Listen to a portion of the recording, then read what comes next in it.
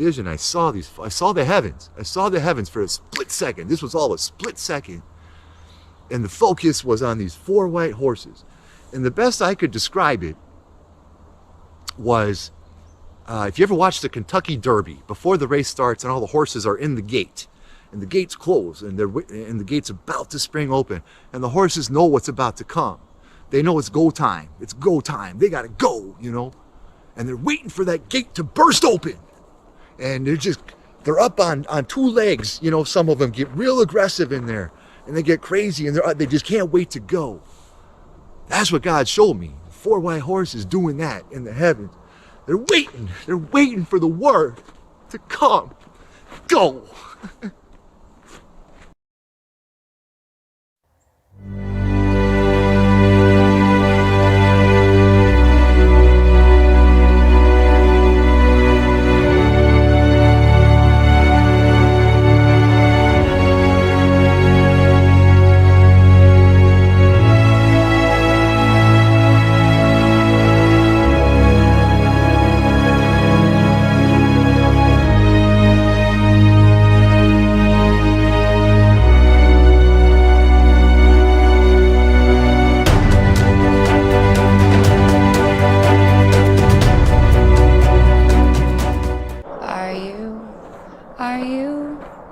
Coming to the tree, they strung up a man, they say, who murdered 3.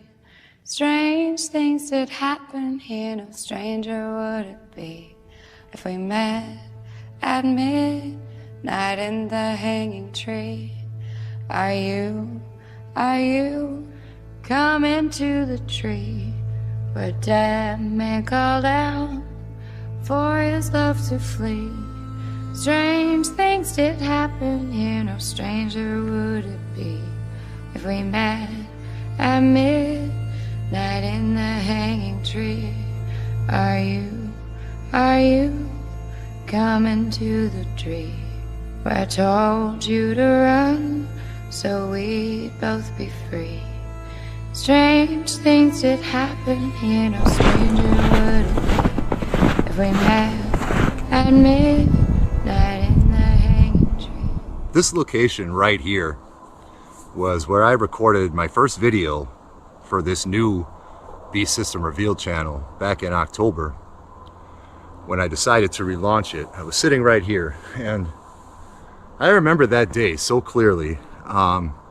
It was a nightmare day. I knew that God was asking me to start over again in a lot of ways. Start over again with serving Him. Start over again in my personal life. And I didn't want to admit any of it to myself really that day. And he forced my hand that day. I remember so clearly. He forced my hand. And I never like giving too many details of my personal life, you know, so I don't want to get into how that happened. But he really forced my hand into sitting my ass down here that day. And doing what I thought at the time was the most vulnerable thing that I've ever done. When I made the video called What I Couldn't Tell You Until Now. That's on my Patreon, and I put it on my Patreon simply because it's my life, it's my story, it's my personal life, and I didn't just want to put it out there for the world and be that vulnerable. I'm not sure sometimes anymore if that's the right thing or not. This whole Patreon thing, I'm not sure.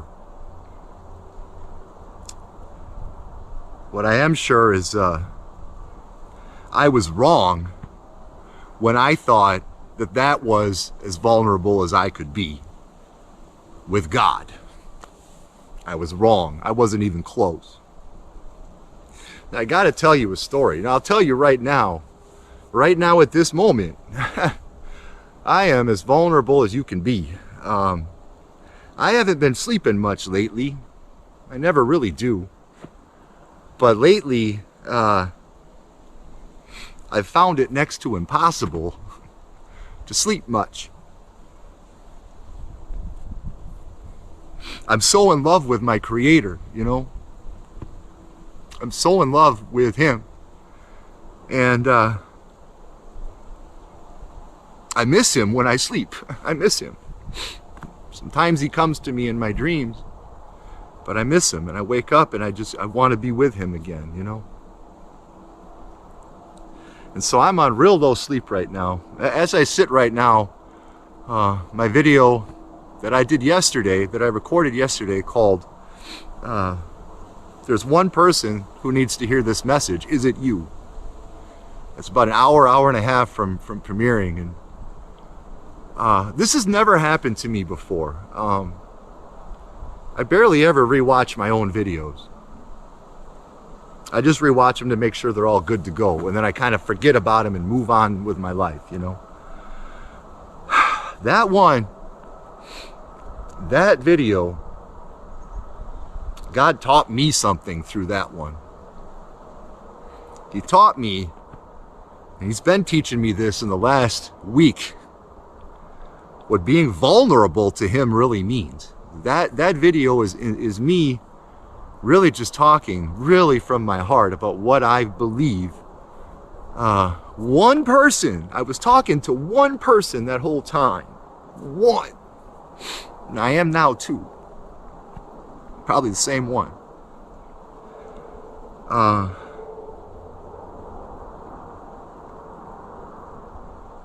I lose my train of thought a lot when I'm on low sleep, but I also do my best thinking. But it was as vulnerable, I thought, as I've ever seen myself on camera. And you have to understand, like, this thing with me in front of the camera for me is a brand new thing. In the last 2 months on my old Beast System Revealed channel, I couldn't show my face. I literally couldn't. If I'd have been found out what I was doing, I'd have faced 3 years in prison. For real, with what was on me at that time. And so I told that story. Once I was done with all that, I told that story, what I couldn't tell you until now, that video, and I'm like, this is me bearing my whole soul. Bullshit. It wasn't. Sorry, sometimes I swear. That's another whole conversation we have to have about taking the Lord's name in vain. I need you to understand something about taking the Lord's name in vain. In fact, we're going to have it right now, and then we'll get back to what we're talking about. People think when you say, God damn, that you're taking the Lord's name in vain. That ain't what it is at all. Taking the Lord's name in vain, you have to remember, when we come to Christ, we're the bride. He's the groom. It's a marriage. It's the ultimate marriage. And when God said to the people of Israel, do not take my name in vain, what He meant was, don't take me, don't fall in love with me, don't, as a woman does to a man, take my name. When you get married, you take His name. Don't take it in vain. Don't take it in vain. That's what He was saying. It's nothing to do. I understand saying curse words is bad form. I totally agree with that. It's bad form. And sometimes it comes out of me and it pisses me off. I'm like, what? I got so much energy and so much emotion inside of me. Sometimes things just come out, you know. But taking the Lord's name in vain has nothing to do with that. He said, don't take my name in vain. Love me, and that's it. Never leave me. He's a jealous God. He is a jealous God. Scripture tells us that. He's a jealous God. Don't take my name in vain, you know? Like, imagine as a man, you know, as a man, and you fall so deeply in love with someone that they're all you need, they're all you crave, they're all you want. And she says she'll marry you. She agrees to it. She'll marry you. And it means everything to you that she would do such a thing. You know? And then she changes her mind. down the road sometime changes her mind and took your name in vain for no reason. She took it, means to take it for no reason. Don't take my name for no reason. Don't betray me. People, please, don't betray me. I'm here for you. You know, when you're a man who really loves a woman, you know you'd do anything for her. You would do anything in the world for her to put a smile on her face, no matter what it took. I've struggled with that so much through my life. I'm just coming out of a bad breakup, a long relationship, and I thought that I wanted to give the rest of my life to her, you know.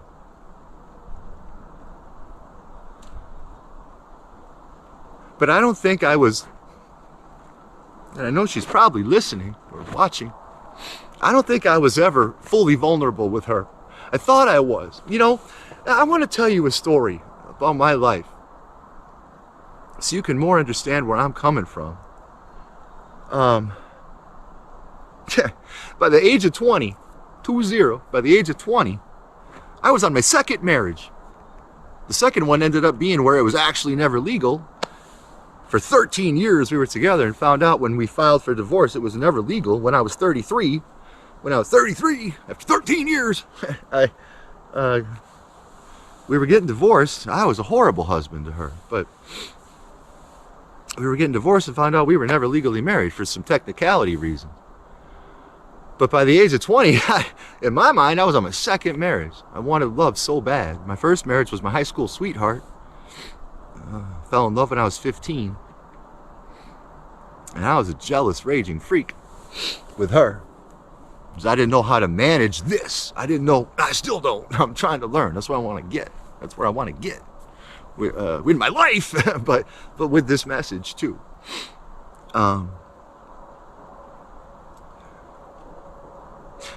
So yeah, I was married twice by 20 and divorced at 33. And after that, I went through a phase. This is what's important about vulnerability. Because I always thought that I had a certain thing about me that I can kind of make anyone trust me. Notice how I say that. I can make anyone trust me. It's like an act to a certain degree. But I got so good at it that I didn't even realize or recognize anymore that it was an act. I thought it was really me. And that's kind of what I've been doing in my videos up until a few days ago. I didn't even realize it. And God reminded me this morning, during that phase, after my second marriage, when I was single for like years, several years, I think 4 years or so, I was just alone. Like God wouldn't bring it. I wasn't serving God at all. I was serving myself. I was serving my own needs big time, you know, if you know what I mean. And I used a lot of women. I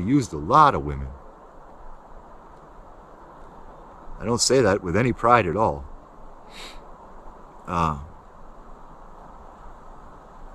It's things I'm dealing with right now that I haven't dealt with.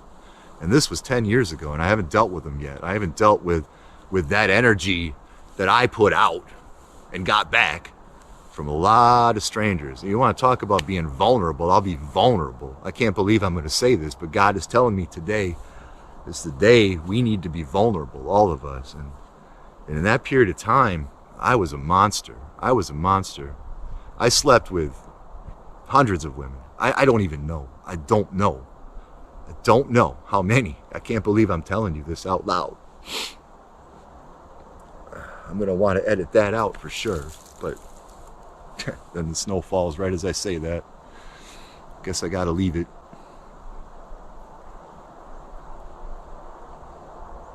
But I did it under the guise of being vulnerable, and I wasn't. It was really, it wasn't like I was doing it on purpose. It wasn't like something I would set out to do. I just wanted love so bad. I wanted love. I wanted the real thing, you know? And all I knew how to do was like do online dating and go out to bars and meet women and take them home and bang them. Or go, you know, And it was so empty. It was so, you have no idea. Like some men, as a man, you know, you think, well, that sounds like a dream, you know, but it wasn't. It was horrible. I was miserable. And as soon as I was done with whatever I was doing that night, and I was literally, when I was done, I just want her to go. I was horrible.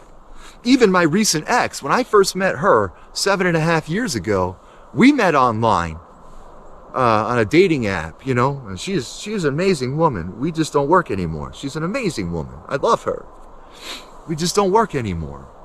Our lives are going in different directions completely, you know. She's getting close to 50, and she's feeling some pressure to, I feel like my camera's doing that thing again, where it's like tilting. It's really annoying to me. Like I can't tell. That screen in the front is 1 inch by 1 inch, and it goes black. Like I don't know what you're even looking at necessarily. It still is crooked. I'm sorry about these things lately. There. Now I can see myself for a minute. All right, I think that looks all right. But she's getting close to 50, and she's feeling pressure in her life to move her life forward. And she knows the path I'm on, in her mind, it's a long-term path, and it's going to be a while before I become the man that she wants. And, you know, that's just how life works.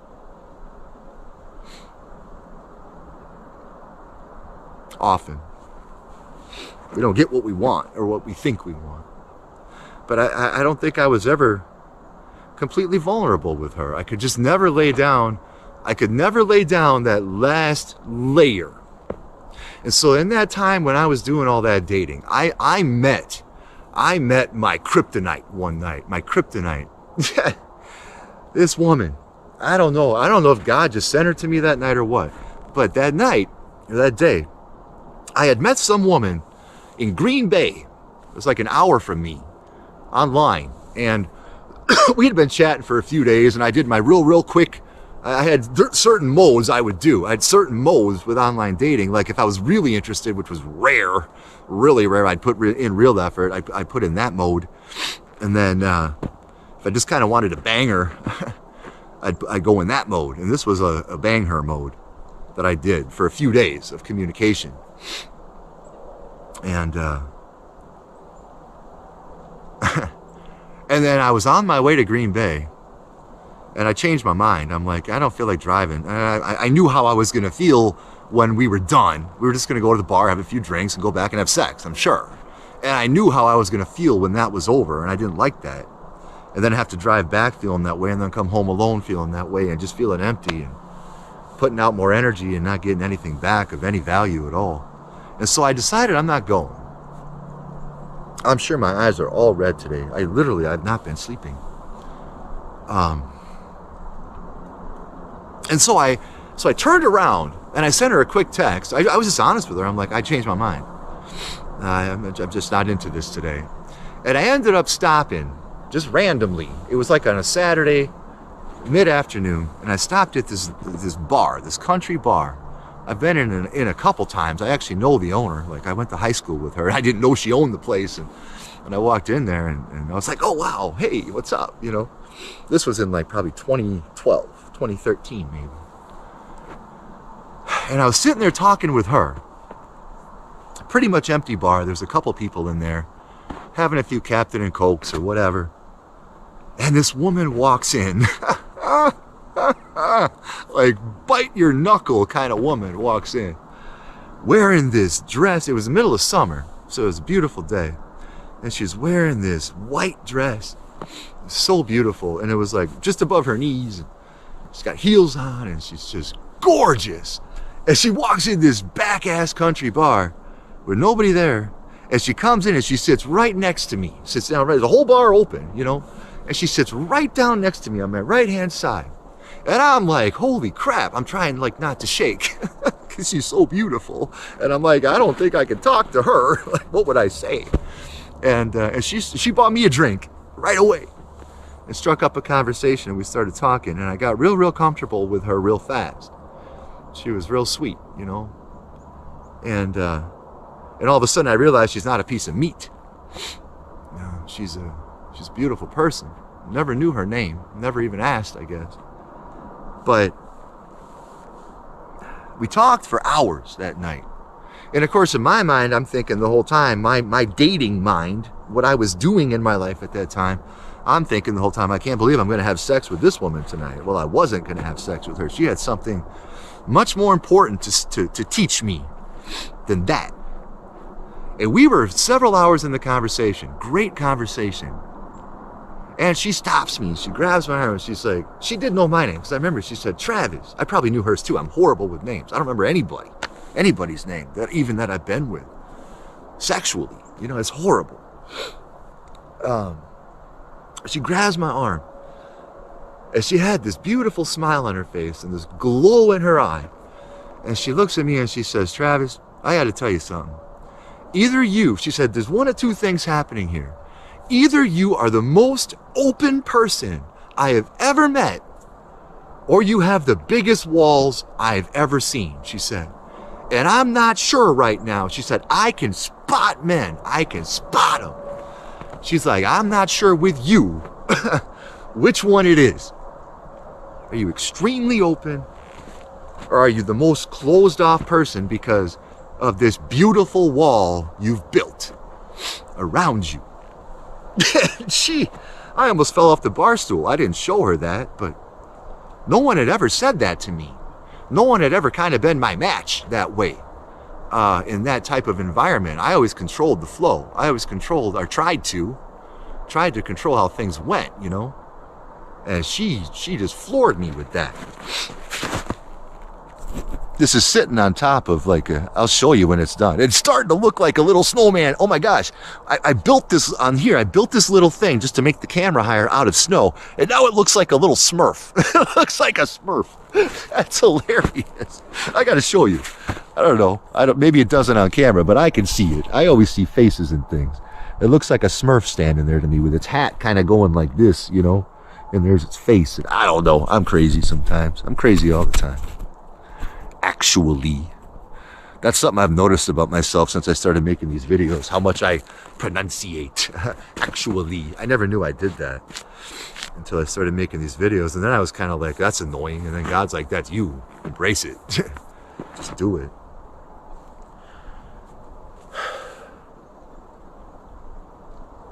So she kind of woke me up for a second. But it was one of those things. It didn't just change me immediately.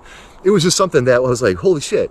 And then she, that night, I still thought, yada, yada, I'm taking her home, or I'm going with her. Where'd she come from? Turned out, the only reason she had walked in there is that she had been stood up. She had a wedding that day. She was going to or something. And I think she was going to it for someone, but she didn't know anybody at the wedding. She was going as a favor, kind of, as a date favor. And then he stood her up. So she had nothing to do. I think that's why she was there that night, or that's what she told me, as I remember it. But I never really forgot that, obviously, because I'm talking about it now. It's almost 10 years later. And she was right. The second part of that was right. And I'm not the most open person you've ever known. And that it was all a wall. And at that time, I kind of recognized it, but I didn't have the first idea of how to start busting it down or breaking it down or taking it apart piece by piece, because I had built it over such a long course of time in my life to protect myself from whatever, to protect myself from vulnerability, really, to protect myself from ultimately being like, I'm me, this is Travis, I'm a pile, I'm a pile. Love me anyway. I could never get there with women. There's literally an insect. It's kind of warm today, but obviously there's snow everywhere. There's an insect that just flew and landed there on the snow. What kind of insects are alive right now? I don't get that. Oh, I gotta tell you this. I was texting someone earlier today. I was rewatching my video, the one I'm putting out in an hour from now. There's one person who needs to hear this, it's called. And I always think this. I've never said it out loud or even communicated it with anybody, but I think it's so cool. This bug just reminded me to bring this up. I run that intro segment on every video. I'm not sure why. I like the cuts in there, the video cuts are very old now. And I feel like I've gotten a lot better with doing my video stuff. I'm getting better and better. Those were the first ones I ever took. Several of them are the first ones I ever took with this old ass, Google Chrome book as I was walking down the hill. That very first one where it's just kind of my shadow and I got a white t-shirt on. I made that the same day I recorded What I Couldn't Tell You Until Now, my first video in October. God just told me, go walk down the hill, and it's carried. I did that and took some shots with that. And then when I first got my GoPro, the day I got my GoPro, I was taking some shots. And so every shot in there, and then the ones with me running and working out, those came later, but those are still real old now. It was like a month and a half ago. But so the reason I use those is because for me, sometimes I think these videos are just for me. That's what I think. Because I'm learning so much about myself and my relationship with God through them sometimes, just going through this process. And I'm like, if nobody watched, I'd still do this. Because it's important for my growth in my creator, But, so I leave those old cuts in there just to remind me, Travis, this is a journey. This is a journey. And you're just taking one step at a time. And someday, when you're with me, he says, you'll be able to look back at it all and be like, and just bawl your eyes out, which is what I've been doing already for a couple of days now. I'm so thankful for him. I'm so thankful for what he's doing in my life right now. I'm so thankful. And what should be the hardest time for me right now, going through a breakup and all that, somehow God has stepped in right now and he's chosen now to show me who I really am.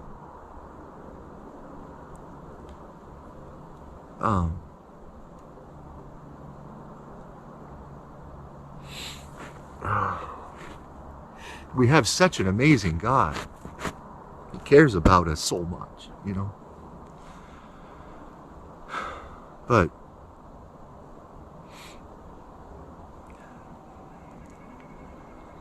what he's showing me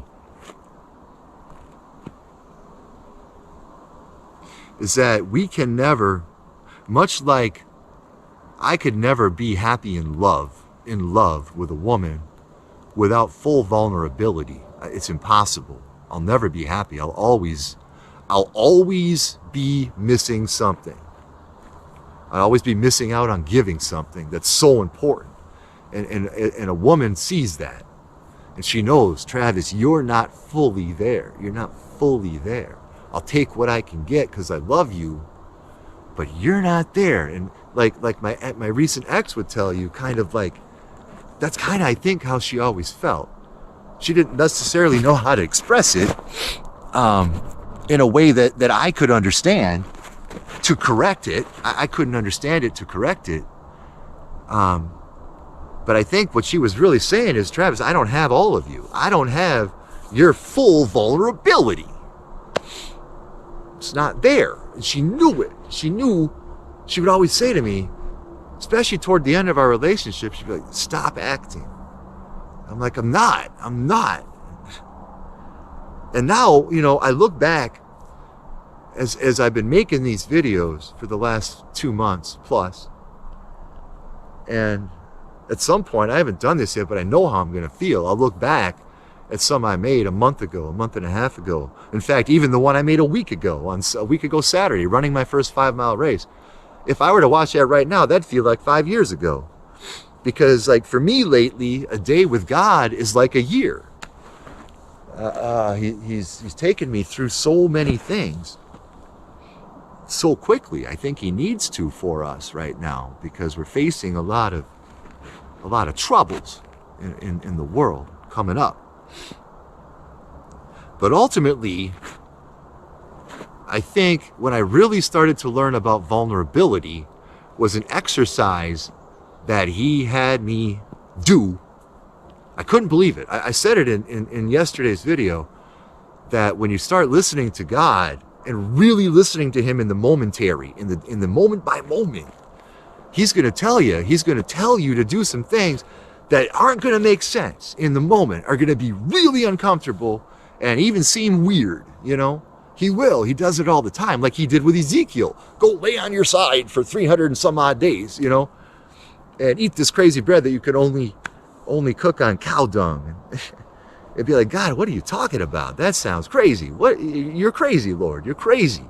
He is kind of crazy. He's awesome. He's kind of crazy like me, I feel like, you know. But he had me do something I've never done in my life, never even considered doing in my life. It was an hour long of something I needed to do that I didn't think I had in me. As much as I think, God, I can obey anything you tell me to do. I can do whatever you tell me to do. I'll just follow. Oh man, he hits you upside the head. Whoa, really? And with this one, it really was upside the head. Like, I didn't see it coming at all. And all of a sudden, he's like, do it now. Drop what you're doing and do it. And I did. And even as I was doing it, I'm like, this is a train wreck. This is a mess. This ain't right, you know? And then after the fact, God showed me some things in it. And he's like, Travis, it was all about vulnerability. What he had me do that day was all about being vulnerable, truly sharing my ideas, my thoughts that I've never said out loud to anyone, that I wouldn't dream of saying out loud to anyone. I did that day. I did. And in doing that, I realized I'm seeing myself more and more for who I actually am. Like, I've never embraced it. I've never really embraced how God sees me. I still can't. I mean, I sit here now, I'm not even close. It's like, I think I know how my Creator sees me, but I feel so unworthy. I feel so completely unworthy. Like, don't even praise me, Lord. I don't want it. Don't even, you know, and he will sometimes. He'd be like, good job, Travis. You followed what I told you to do. And I'm like, I don't, no, you know, I can't do anything without you. I can't. You know, that I tried. One time, since I started making these videos, I kind of told the story the other day when I was down by the river and where that stick, you know, got my shoelace and almost killed me. And I was telling the story down there. I just love him so much, you know. I totally forgot what I was going to say about that story. It was probably important, and maybe not if it's gone, you know. I try to follow God like that too. Like, maybe that. Oh, I remember what I was going to tell you. I was telling the story. I've only fallen twice. But the snow, I'm sorry, I keep getting up to readjust, but the snow, it's probably like 36 degrees. It's slowly melting. And so the camera keeps like, I'm afraid it's going to fall, you know. So I got to kind of keep scooching it back over. Let me see what I look like right now. Make sure it's still in line when I'm sitting down. And, yeah, I guess it's all right. So I've fallen twice on the land. That time, that was something. There's been some major supernatural things going on in my life down by that river, and a lot of other things too. That was trying to harm me, and I think God swooped in. I think an angel. That was not my leg that flew out and planted and pushed back like that instantaneously. Like, my first thought when that happened was, oh, thank God I've been running so much. My legs are so much stronger now, because they used to be like, ugh, you know, just pegs, like no strength at all. I'd have died, but. So there's only been one time I've fallen on the land, and that's what I wanted to when I was telling that story down there. The other time I fell, since I launched this channel, I had an idea of where I thought it was going to go, and it's a really, really, really, really good idea. It's an amazing idea. I'll tell you what it was. My idea, and I might still do it. I don't know. Man, lots coming out today. My idea was to bike across the country on Route 66, Beast System revealed, you know, bike across the country on Route 66 from California to Chicago. It's like 2,488 miles. It's 2,488 miles. And I was going to live stream the whole thing. For 30 days. I was going to be aggressive with it. I thought I could do this, and maybe I can someday. It was like 100 miles a day I'd have to do, or 80 some, I don't remember, but I was going to do it in 30 days in the month of June of 2022 and bike across the country. And the reason I never announced the announcement of doing it, I was so excited about it. Like, I know that idea is from God, you know, and I was so excited about doing it. I'm sorry, I keep stomping. I was so excited about doing it, and I wanted to announce it so bad because it's like the coolest idea, I thought, because we can talk for hours and hours and hours as I'm biking across the country on Route 66. How cool would that be? Live streaming it, you know? And I could, and so there was a missing piece to the puzzle I couldn't figure out, because it was like, if I'm going to do that, I got to do it for a purpose, a reason, you know, like start a crowdfunding thing and raise money for something, like make this about a purpose some way. And God just would never tell me what that thing was. I'm like, I don't want it to be corny or cheesy. It's got to be the real deal, you know? It's got to be something that really resonates with people. And if this is going to be the real deal, like, it's got to be something that's also mainstream enough where I can be sitting there at some point when this thing like gets big, and I can be sitting there and talking with Ainsley Earhart on Fox News, you know, whatever, and be like, this is what I'm doing and why. Here's my elevator speech. And that's kind of how I had it envisioned. From the very beginning, really not the very beginning, but close to the beginning of this channel. After a few days of making videos, I was like, whoa, wow, whoa. And it just kind of hit me like lightning one night. What a cool thing that would be. And so I wanted to announce it so bad, because I'm like, my channel's not going to take off and go anywhere or reach any people until I do something like really unique and cool. And this is that thing. This is that thing, I thought to myself. Beast System revealed, Route 66.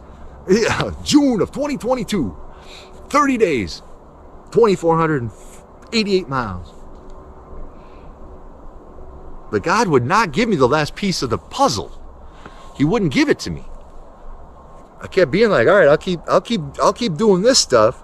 And then I started doing, that was kind of when I started doing the biking mics and the running mics and the fireside chats. And I was like, all right, I'll kill some time then. I'll kill some time. That's what I was thinking.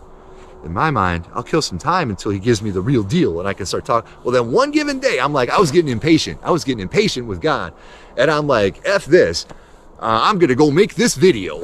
I'm going to announce this thing. And this was the only video I've ever made that when I sat down and started watching the footage, it was like a slug to the gut, because nothing coming out of me was from God at all. Everything coming out of me was me. Like, I was like, this is Travis making a video. What a train wreck. What a train wreck. And so as I was making that video, everything was constantly going wrong. And me and my now ex, you know, we're talking and stuff, and everything was fine at that time. And she never calls me. Like, if we would communicate, we would text, you know. Very rarely do we talk on the phone. I would go see her every weekend kind of thing. And we would text throughout the week and share thoughts and ideas and stuff. But so I was in the middle of what I thought at the moment was a really important shoot. And she starts calling me. I'm like, well, if she's calling, it must be an emergency, you know? It's like, I shut it down and answered. We ended up getting in this huge argument. I don't even know why, because I was just acting weird. I was off that day, totally off. Kind of just in my own world. God was nowhere around me. And I was like, just kept trying to go. And I didn't even know what to say to her. Like, we were fighting. I didn't even know what about. I hung up. I'm like, back to going. And as soon as I hung up with her, I started recording again and yada, yada, yada, walking along talking. And my shoe catches on this random piece of barbed wire that we hadn't cut. There was like, well, there's a lot of barbed wire around this property because it used to be a sheep farm before there were all these woods here. In fact, these woods, these pines over here, my grandpa planted all of them. When you see all these pines, like from the field side, or when I take those kind of side shots, my grandpa and grandma planted this whole forest. You know, I don't know, in the 50s, I guess, 50s or 60s, whatever. But so I was walking along in the middle of a shoot, and my foot caught, and down I went. It caught on that barbed wire. I went down hard. No angel scooped me up on that one. Landed on my back, like right on a rock. But that didn't stop me either. Even that didn't get my attention. I got right back up. I'm like, all right, redo. Beep, you know, and I started talking again. And then I got back into my office and started uploading the footage. And I watched it I started watching it, and my first thought was, this is Travis. My thought was exactly, Travis, you look like Travis, acting like Travis, trying to be Travis. What is that? Like, there's nothing genuine coming out of you, and there's nobody that's going to hear this message that's going to give two shits about what you're saying, no matter how cool of an idea you think it is. And right then I was like, delete. I deleted it all and moved on and kind of stopped talking about that, because then I thought, I don't know, man, maybe that's a ways off yet, that idea. It'd be cool. I'd love to do it if God willing. I'm talking to him right now. I'd love to do that. Lord. For real. I'm not sure why. I just would. It's kind of like, before I had that idea, I was thinking about Forrest Gump, you know? He is running, you know, always running. And I thought, maybe I'll run across the country like Forrest Gump. Because when I came out of my legal problems, that's how I felt. I couldn't run a quarter mile at that moment. But I felt like I wanted to run across the country. My life could finally start over again, you know?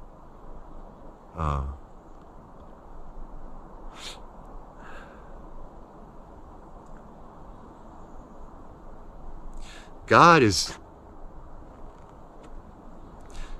calling you to be vulnerable to him.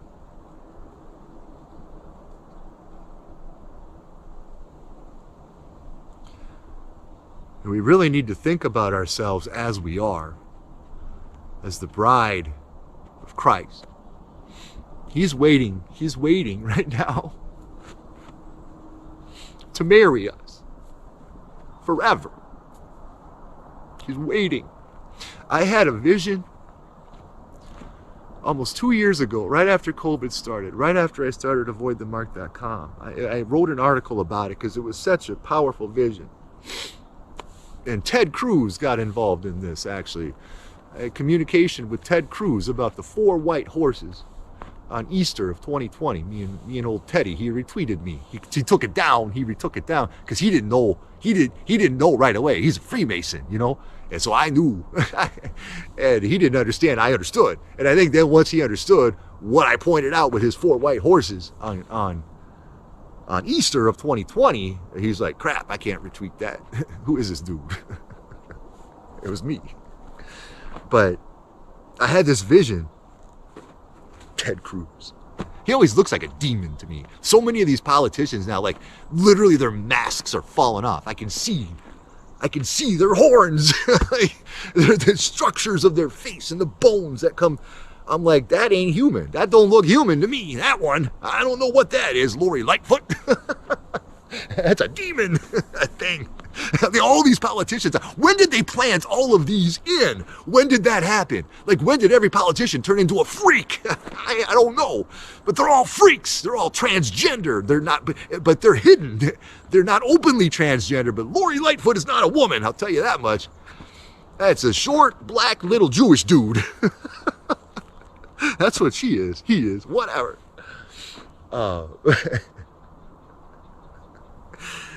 But these are the thoughts I really have.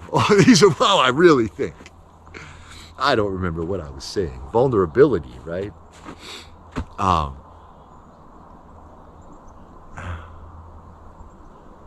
He's calling us really to be vulnerable to him as the bride of his Son, the Almighty. As you as a man would want your wife, your soon-to-be wife, to be vulnerable to you. What I was going to tell you, this vision I had, I remember I was down in prayer one night, and it just hit me like that. And there's 4 white horses. I literally, for a moment, I see things. When I say I see things, I see them in my spiritual eye. I don't see them physically, but they're as real spiritually as anything else I see physically. It's kind of all one and the same. And I had this vision. I saw the heavens. I saw the heavens for a split second. This was all a split second. And the focus was on these 4 white horses. And the best I could describe it was, if you ever watch the Kentucky Derby, before the race starts and all the horses are in the gate, and the gate's closed, and the gate's about to spring open, and the horses know what's about to come. They know it's go time. It's go time. They gotta go, you know. And they're waiting for that gate to burst open. And they're up on 2 legs, you know. Some of them get real aggressive in there, and they get crazy, and they just can't wait to go. That's what God showed me. 4 white horses doing that in the heavens. They're waiting for the word to come. Go. It's so close. It's so close. And they know it. And Jesus knows it. Our groom, he knows it. He knows it's close. It's like I said, you want to marry her so bad. You want to make her yours, you know. That's how he feels about us. And it's so close to happening. And these horses are just going nuts. They want to go. And there's only one person who knows when that time is right. And it ain't Jesus. And it ain't the horses. And it's not the angels of heaven, which I saw just rejoicing and waiting. They could not wait. They cheer for us so much. They're real, you know, they're real. I've seen them in my mind's eye, in my spiritual eye. I've seen them. My ex and I were dealing with hauntings in her house for 2 years ago when she first bought it, and it ended up ultimately God sent an army of angels, and I saw it. It was the most beautiful thing. I was sitting. I'll tell you that. I was sitting there. This was after like a 2-year battle. We had brought in spiritualists. I had been going around praying like Christian spiritualists. This one little woman, her name was Kim. And she was from Milwaukee. She heard about what was going on in our house. She's like, I gotta go there, find out what's going on. Like, her and I talked. And when she met me, she didn't know me at all. She walked in, she pulls me aside. She's like, we need to talk. She looks me straight in the eye and she says, Travis, you're marked. You're marked. She's like, I don't know what it means, but holy cow, you know. And then she started telling us everything that was going on in this house and why. And it was all these different spiritual attacks that were tangibly manifesting. And we couldn't fully get rid of it. It calmed down after she left, but we couldn't fully get rid of it. There was still something going on. It was bad, man. It was bad. I'd be laying in bed at night trying to fall asleep, and I'd be seeing slideshows in my head of just nasty things that would never come out of my mind. I remember one night it was a slideshow of baby dolls, really nasty, bloody, and it was just one right after the other, and I couldn't stop it. I had to open my eyes because I'm like, if I close my eyes, that's all I'm seeing. This is demonic. This is horrible. And it got worse than that. But after she left, it was like, I think we thought it was gone, but it wasn't. I knew there was still something going on there. And one day I was sitting there, I was on lunch, I was taking my lunch or something. I was working from home, and at that time she was still working, she was commuting, so I was home alone. And I was eating my lunch, and I was just flipping through YouTube, and I was watching. I used to like Chris Tomlin, kind of. I used to like Chris Tomlin. There's a couple songs that I used to like that really used to inspire me years ago. And for whatever reason, he came on, and the song came on, God of Angel Armies. The God of Angel Armies is always by my side. You know, that one. And that came on, and dang it. It's melting too much. And my battery's getting low. I don't normally talk this long. 46 minutes, holy cow. But that song came on. I'm gonna wrap this up real shortly. And as it did, I'm sitting on the couch, and I saw off in the distance, it was like seeing through the wall, basically, of the house. And I saw the sky, and I saw the sky open in a split second. And this army of angels was coming, and I could hear, I could hear the rush. I could hear it. I'm not kidding you. It was so real. And I was like, what on earth? And they were huge. They were like 8, 10 feet tall, each one of them. just like these built, little men in white, robed in white. And just the faces you can't imagine, the beauty. And I saw it just for a split second. And they came, and they all had spears. They had spears, huge spears, And they came, and they all landed and planted themselves round about the entire house and planted their spears, and they stood on watch. And I'll never forget this. I looked to my left. I was sitting on the couch, and there's a window right here. That's probably 8 to 10 feet off the ground, the window was. And I turned and looked out the window, and I promise you, as much as you're looking at me right now, this is what I saw in my spiritual eye. One of them was standing there, looking to the side, kind of like this, or like this. And he turns to me, and he looks me right in the eye for a split second, and he smiled. And right when that happened, I looked back at the TV, like a song was still playing, and I saw these three pitiful little shadows running off like pansies into the distance, into the spiritual distance. These three little pitiful shadows. And God was like, that's what's been. They were trying to get to her. But they had to get through me first, and they couldn't, because God protects those who believe, It was amazing. And then they were gone. As soon as the threat was gone, they were gone too. They left. I've never seen such a thing before or after. But being vulnerable with God, I think, and I was vulnerable with God at that point to a certain degree, not like I want to be, but I did have vulnerability that day for sure, because I was tired of those hauntings. It was horrible. The one of them actually wrote a word on a door in the house, wrote a word in chalk. All these chalk marks used to show up on the top of the door frames, these finger chalk marks.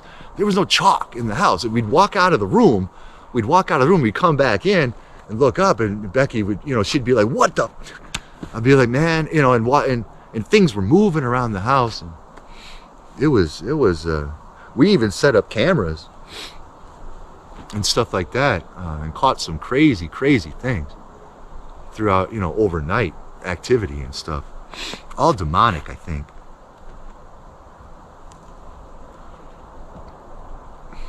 The only thing I think God really wants from us right now is what a husband wants from a wife.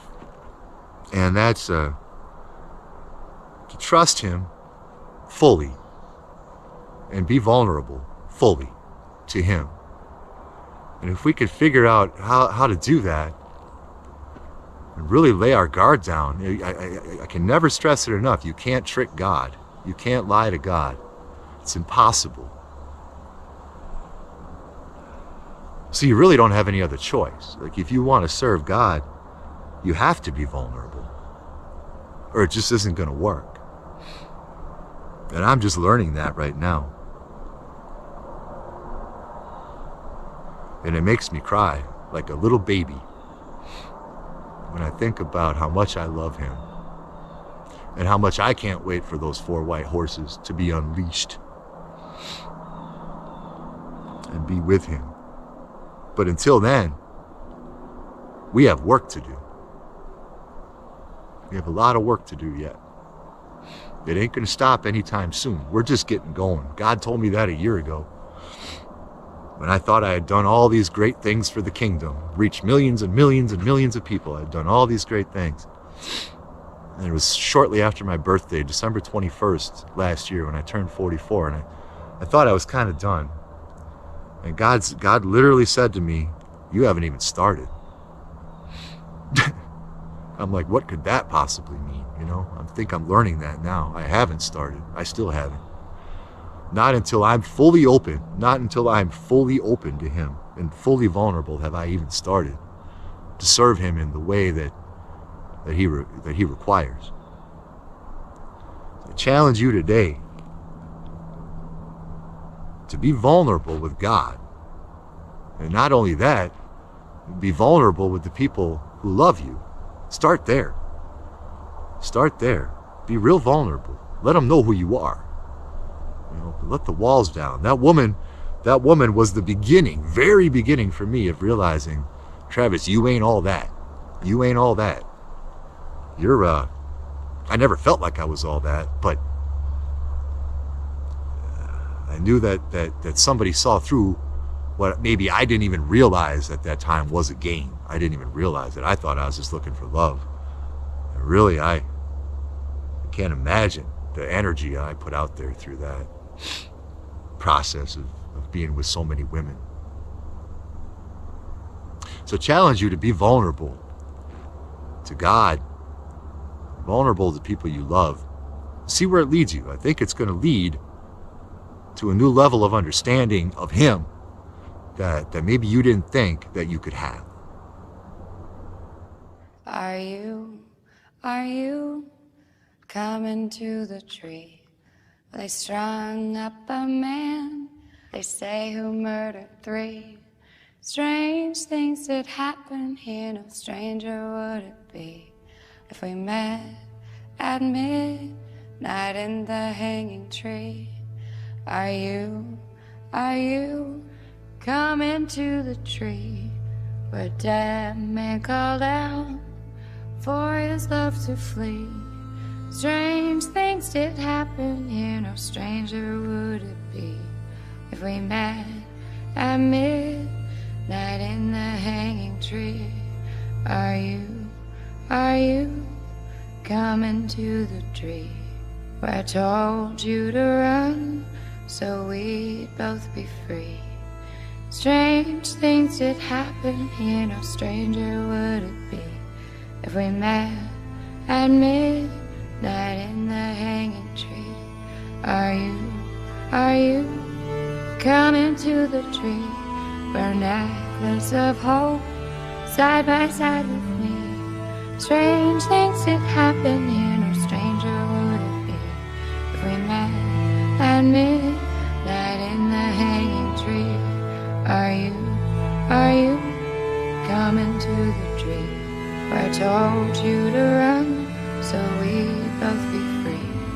Strange things did happen here, no stranger would it be if we met at midnight in the hanging tree. Are you coming to the tree where they strung up a man, they say, who murdered 3? Strange things that happened here.